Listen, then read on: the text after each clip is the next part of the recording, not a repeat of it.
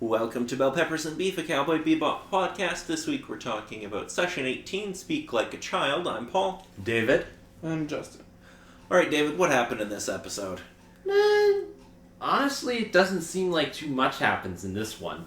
It basically starts out as any sort of typical day on the Bebop happens, with Faye gambling as usual. And basically losing all our earnings. Yeah, pretty much.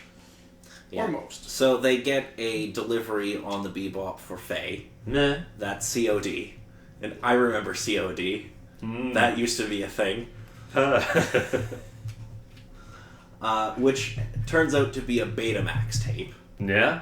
Which just brought back memories. The sad thing is, I never had the chance to run into those sort of tapes in my youth. So I'm honestly about as clueless as the Bebop is when they received it. I never actually had watched anything on Betamax before, but I know my granny used to have a Betamax player in her house. Okay, so I never had one, but one of my friends did. Ah. So I did have the experience of taking over a VHS and then finding out that they had a Betamax player and being like, God damn it.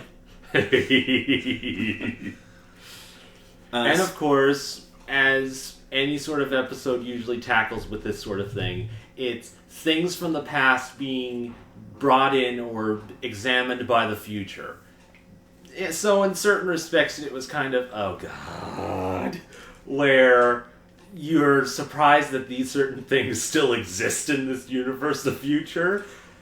Yeah, so And part of this doesn't make any sense. Like the fact that a Betamax tape and player would still be functional in whatever year this takes place in. At least like 50 or 60 years in the future or something. Yeah. So that's kind of absurd, but I don't mind because it's funny. as it sort of is. But it turns into an adventure of going ahead to search around and find out what's on this tape, since Faye's not exactly interested in it. Yeah, Faye's basically abandoned ship. Like Faye usually does. They go to a, I can't remember his name, but they go to the shop where the guy specializes in all this old electronic all those stuff. sorts of stuff. And the episode that he was watching, it was just like, oh It's my god. Oh Why? yeah, it's some like I know it's supposed to be the joke, but why? it's some like really great like faux like 1980s daytime soap opera, and it's great. I love when he puts the beta in and they have to adjust the tracking.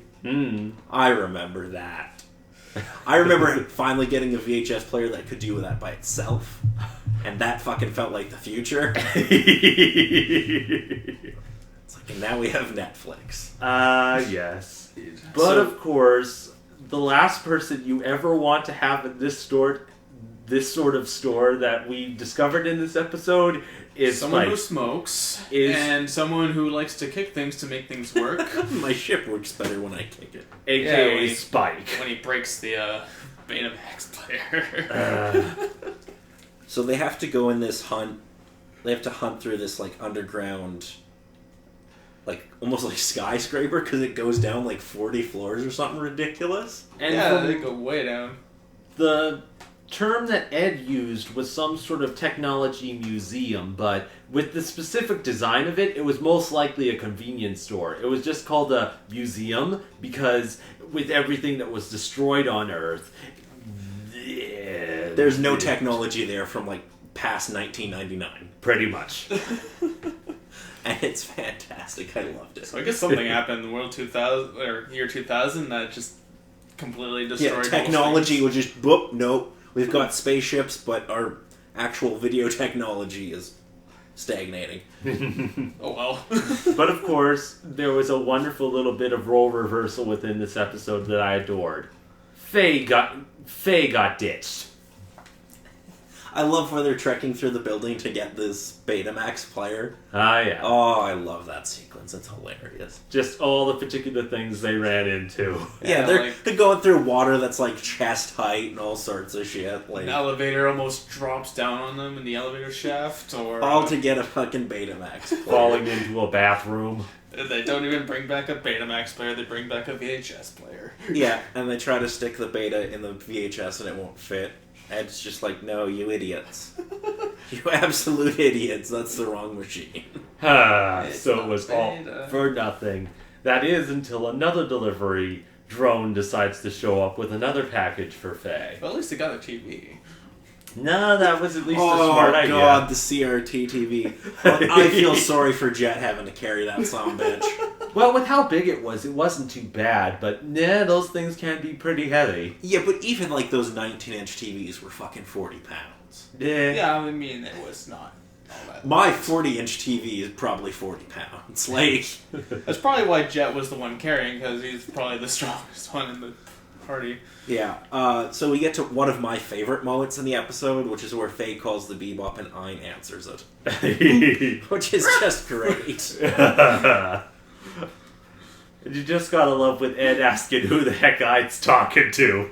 Oh, finally. Like, this is a regular occurrence. Speech. Like, this is a regular occurrence. Like, Ein, who the fuck you on the phone with?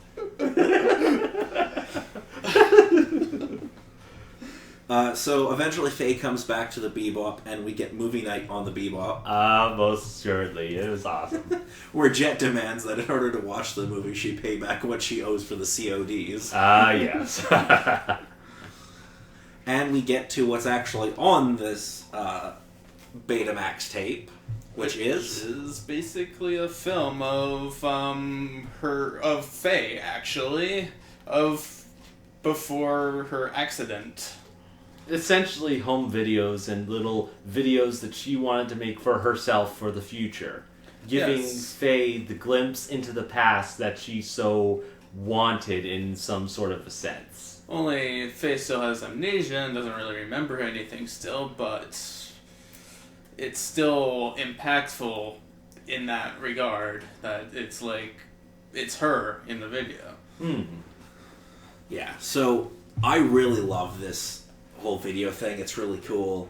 It's a really interesting way of introducing some backstory into Faye's character, because obviously she has amnesia, she doesn't remember any of this. It's a really cool way to bring some extra character stuff to Faye.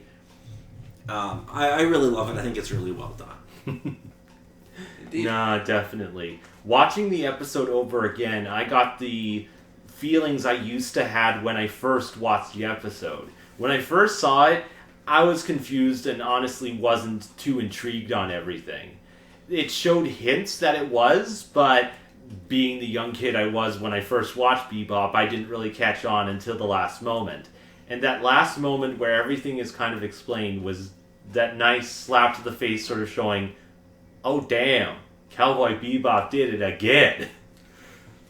And it was just nice to sort of get those memories back with watching the episode over again. It gave me that nice resolved feeling of, you want serious moments from this crazy little adventure? Here it is. Indeed. Alrighty, so what did you think of this episode, David? I think I pretty much explained it, but explaining it again, it was just a great episode with how it builds up to this sort of reveal for everything for Faye as a character. It's one of the great episodes that I definitely put up in my top list. Not sure specifically where, but again, I'm still working on that. Okay, and Justin?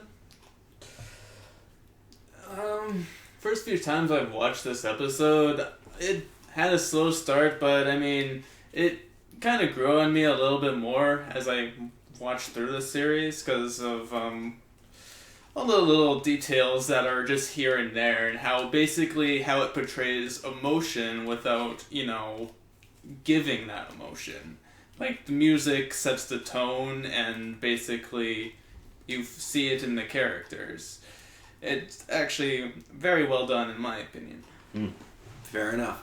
So, I don't think I liked it quite as much as you guys did. I enjoyed the episode.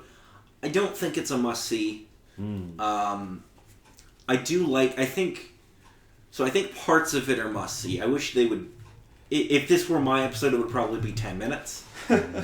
I would cut out a lot of stuff, because it's kind of weird in the tone and stuff sometimes, where it plays very much as a comedy in parts, and the Faye stuff is quite serious. I don't know if it necessarily works. I probably would have done those as separate episodes. But I do really like getting more background on Faye, and the comedy bits are really funny. So what would you give this as a score, David? In my opinion, with this episode, it's definitely one of the greats on my list. As it sort of sits on the general sort of scale of things, I think honestly it's good, though I'm sure with some people it's probably going to dip down into kind of meh. But again, sort of depending.